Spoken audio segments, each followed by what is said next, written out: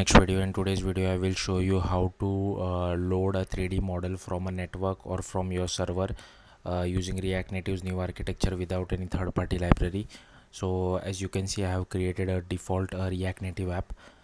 Next I will go to the documentation, and to enable the new architecture for Android you have to search for new arc enabled. So make it search for new arc enabled, go to gradle.properties and make this as true. For iOS you have to run this command in your terminal. Once you run this command, just run yarn android and yarn iOS, and in the metro bundler you should see fabric :true, which means the new architecture has been enabled for your React Native application.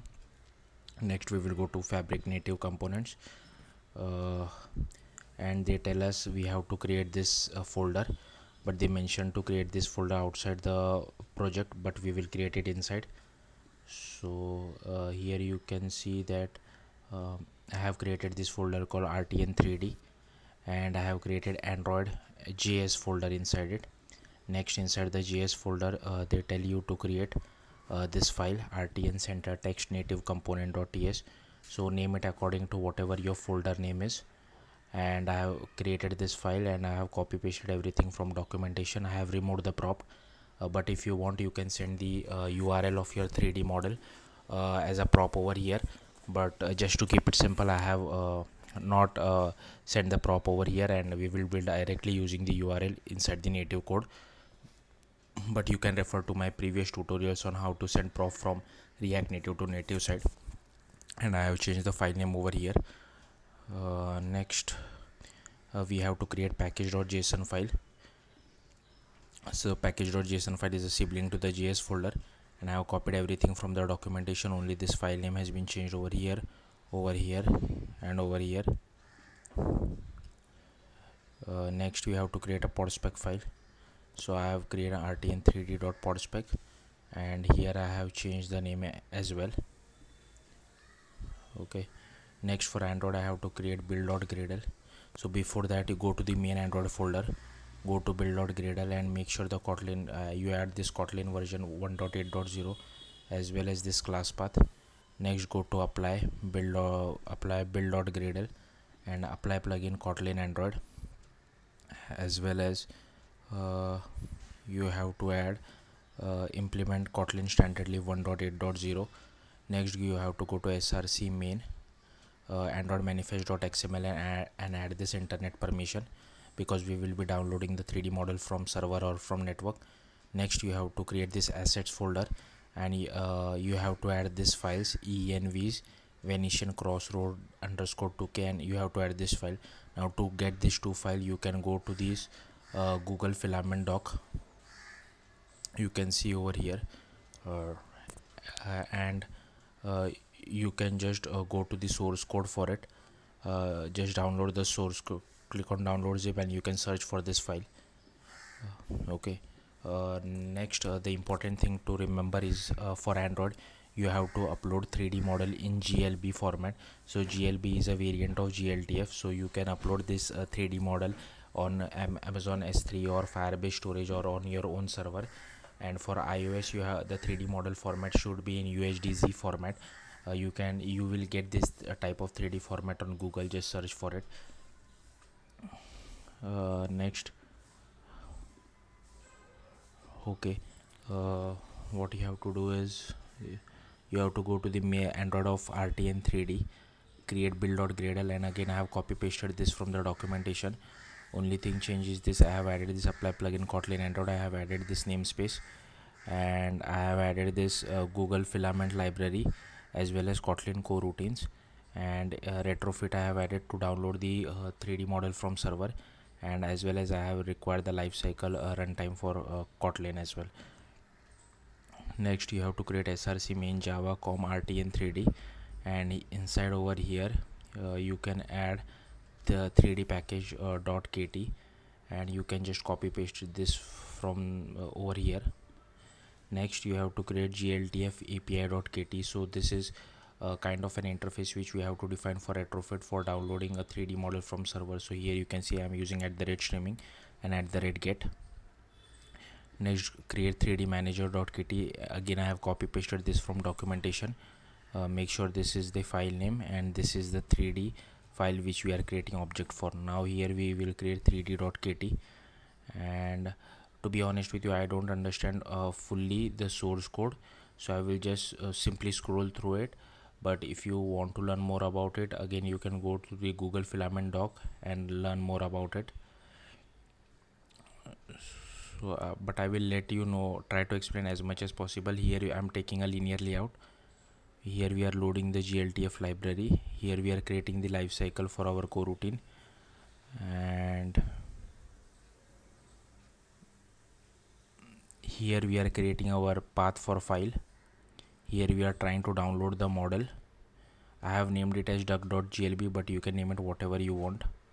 And the important thing to note is, suppose your file URL or your 3D model is located on suppose Firebase storage, and the API is something like this. Okay, 3D model slash duck.glb. Okay, so this is how the your URL is.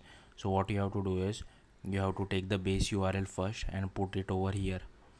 Don't forget the forward slash, and whatever is the rest part you have to add it over here in the download file section. Now don't try this URL which I have shown you. I have cut out the important part of this URL because I don't want to make the URL public. So yeah, put your own URL inside it. Next, I'm retaining the duck.glb file. Here we are trying to save the file. We are creating a linear layout, and here we are displaying a surface view, and surface view dot layout params equal to layout param. Surface view is used to display the 3D model. Now again, this code I have just copy pasted it from the gltf filament documentation, sorry, filament Google Filament documentation. Here we are downloading the gltf file. It should be actually glb, but yeah, that's fine. And again, this I have copied it from documentation. Like, sorry, even I am not really sure about this. And here we are downloading the background. So here you can see in assets we have added this, right? So this is for the background of the 3D model.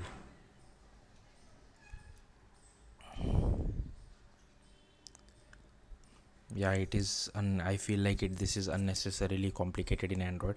I wish they have done a better job at it, but I think I'm grateful for their filament library. If it wasn't there, then we would have to do a lot of stuff by ourselves. So I guess we can't really complain about it.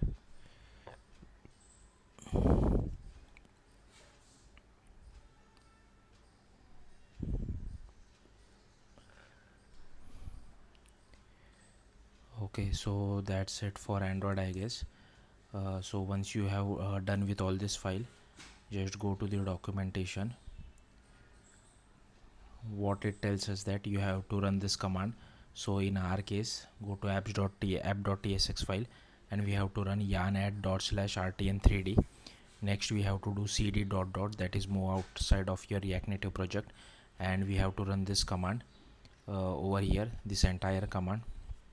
But make sure whatever is your React Native project name, you add it over here. Mine is my app, and this should be your folder name, whatever you have created. Once you do this, you will see this generated folder. Next, okay, this is for iOS. So for iOS we will be using the main iOS folder. So go to the open the main iOS folder. We are still not yet done with Android, so don't try to run yarn Android yet. We'll go as per the documentation. So go to open this main iOS folder in Xcode. Do not do all this step in VS Code, otherwise you will get errors. Next, it tells us to create this header file. So again, I have copy pasted this from documentation, only the file name has been changed. Next, I have created this manager file. Again, I have copy pasted this from documentation, and the file name has been changed. Next, I am creating this rtn3d.mm. Make sure the extension is .mm. So first you have to create an Objective-C file and then manually change the extension to .mm. Okay, so once you do that, you create this 3d.swift. So once you create a Swift file, Xcode will ask, do you want to create a bridging header? Click yes. So this will be your bridging header, and here my bridging header name is my app. So inside here, the actual code is. So here I am taking scenekit and scenekit model.io, as well as we are extending URL session download delegate. I have taken a scene view, created an object of it, added to it our view. This is NS layout code. Then we are checking whether the file exists or not. uh, if it exists, then we will directly load the model. If it does not, then we will download it from our server. So again, here you can see, here you have to pass your entire server URL. I have removed the important bits of from my URL, so this will not work for you. Make sure you upload your 3D model on your server. So here it will download the 3D model, and here you will get a callback, and once that is done, I'm copying it to the destination location. I'm loading the model, and this is a helper class for getting the documents directory. And this is how you load a 3D model on your scene. Okay, next you have to go to RTN 3D manager 3d.mm, and here I have copy pasted everything from docs, only this file name has been changed over here. Okay, next you have to comment out this line, and instead of this you have to use this, because we are writing the entire code inside the main iOS folder and not creating an iOS folder inside RTN 3D. Next you have to add this import as well. So this my app comes from your header file name. So my header file name is my app, so add whatever your header file name is, followed by dash swift.h is common to everyone. Next I have copy pasted this from docs. Here we are creating our variable for a swift file. Again I have copy pasted everything from docs, and here we are creating our view and making its width and height, and then 3D, creating an object of our swift file and adding it as a view, sub view, to our view. And this again I have copied pasted it from documentation, only the file name has been changed. Okay, so we are done with this as well as this. Next, for Android, cd to Android and run this command as well. uh, don't forget this is important for doing code generation.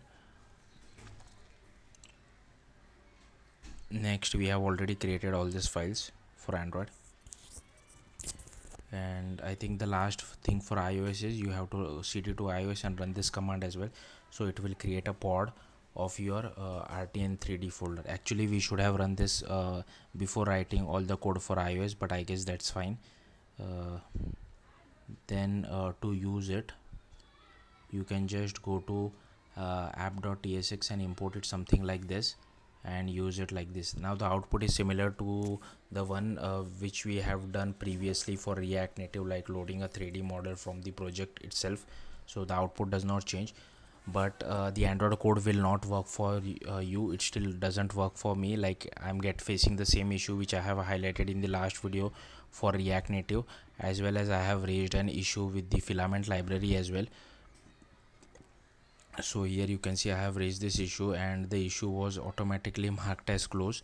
So here you can see this exact same code works in Flutter as well as in native Android app, but it does not work on React Native side. And Roman guy, who is the creator of filament, has mentioned that React Native is detaching and removing your views. Once detach, a new model viewer needs to be created as per the documentation, and it's something they will likely fix or improve in the future. And he has marked this as closed. So I'm not, so I guess we will have to wait till the filament library addresses this issue, or uh, there might be some way in React Native to check whether our view has been detached or not, which I'm not sure how to do. If you know, let me know in the comments, and I will try to improve this, or try to find a solution for this.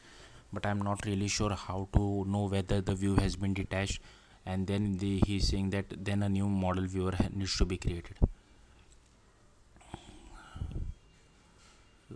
So yeah, I think that's it. Thank you for watching. Bye.